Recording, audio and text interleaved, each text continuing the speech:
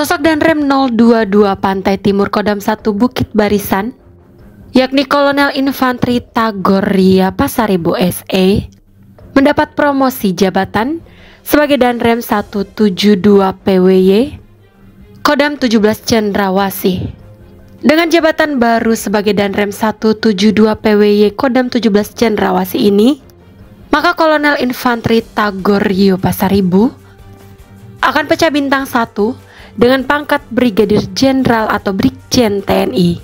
Promosi Kolonel Tagor Ria Pasaribu ini termuat dalam keputusan Panglima TNI Jenderal TNI Agus Subianto yang baru saja dikeluarkan dengan nomor Cap /183 /2 Romawi /2025 tanggal 14 Februari 2025 tentang pemberhentian dari dan pengangkatan dalam jabatan di lingkungan TNI.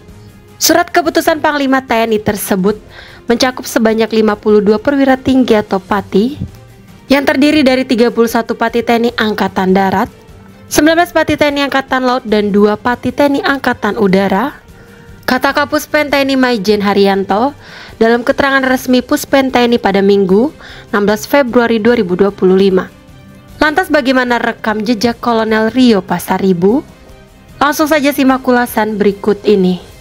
Kolonel Infanteri Tagor Ria Pasaribu dikenal sebagai prajurit yang baik dan berprestasi.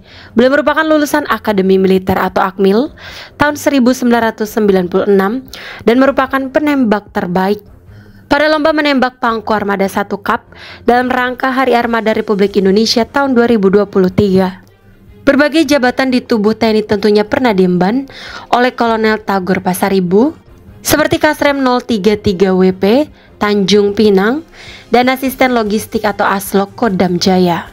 Saat berpangkat Letnan Kolonel atau Letkol, beliau juga sempat menjabat Komandan Kodim 0911 Nunukan di Kalimantan Timur.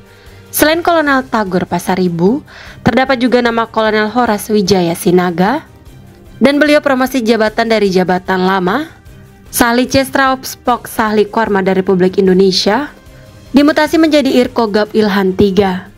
Jabatan baru tersebut juga mengantarkan beliau pecah bintang menjadi Laksamana pertama.